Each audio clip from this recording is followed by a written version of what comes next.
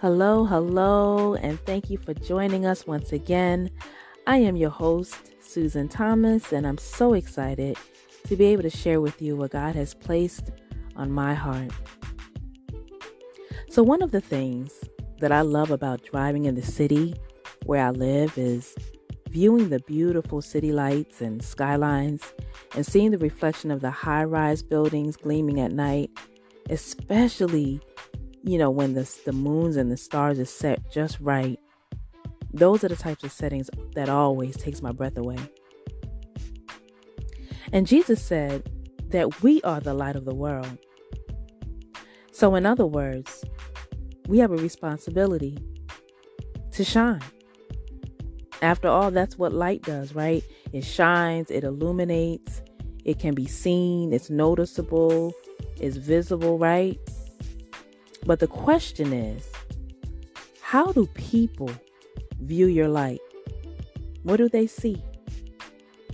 Are you a bright light, a flickering light, or a light that is dimmering? So tonight I'm going to talk just for a few minutes on this subject. Just shine bright. I'll be right back.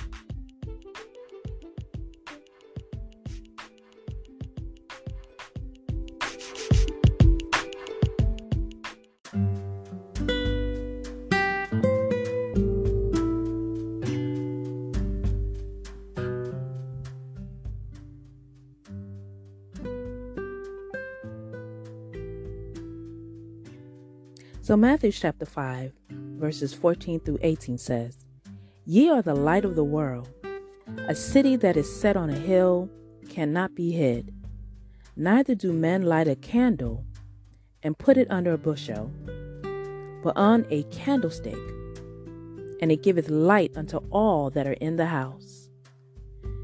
Let your light so shine before men, that they may see your good works, and glorify your Father, which is in heaven." So Jesus is letting us know how much our light is needed in the world. And so he likens our light as city lights that are impossible to hide. Now, why is that? Well, it's because a city that's set on a hill is recognizable. You see, light serves no purpose if it's hidden or not recognized.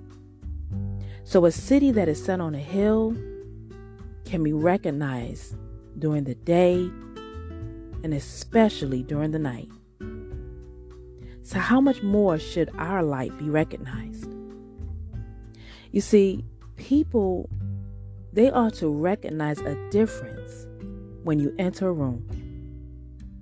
They should be able to recognize something different in your character or even in your conversation. Something ought to cause them to wonder, who are they? There ought to be a glow, a radiance, something peculiar that they notice automatically in your presence. Why? Because you've been in his presence. Just like Moses did when he came down from Mount Sinai carrying the 10 Commandments, how the Bible speaks of his face shining bright because he was in the presence of God. Well, this lets me know that the more you spend time in God's presence, the more he shines bright in you.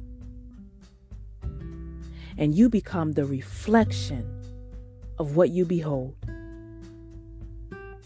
And one thing is, you won't ever have to worry about how people will see the light in you.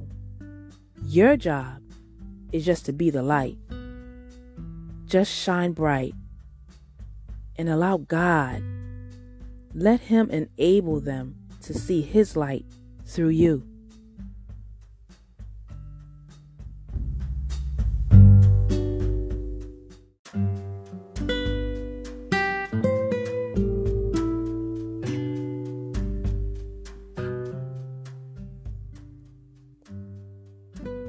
So then Jesus goes on to say, No one lights a candle just to hide it under a bushel.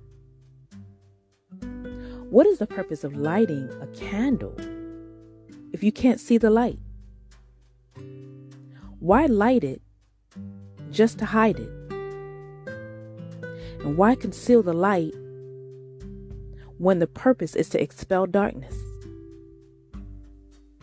So when a candle is lit, it's not to be concealed, but to be revealed so that everybody in the house can see the light.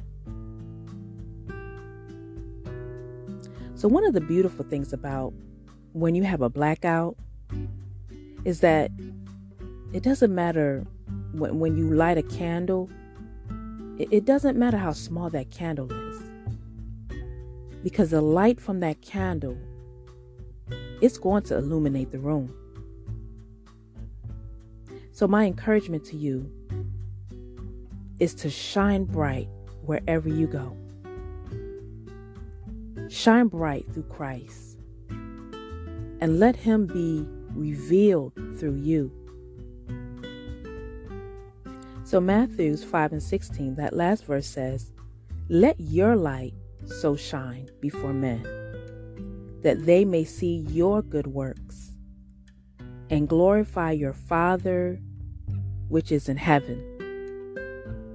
So when you let your light shine before men, before women, in your workplace, at church, in the supermarket, wherever you go, they're going to see your good works. They're going to see what you're doing to shine bright, to testify of God's goodness, testify of God's greatness, of who he is to you, so that he may be glorified. The more you shine is the more they see, and the more he'll be glorified. St. John 9:4 says, "I must work the works of him that sent me while it is day, for the night cometh when no man can work." So keep working on that light remaining bright. Don't let it flicker. Don't wait for it to start dimmering before you do something about it. But stay in his presence. Stay in God's presence, because you may be the only Jesus that they see. And when you think about that, it brings a whole new meaning to being a light for Christ.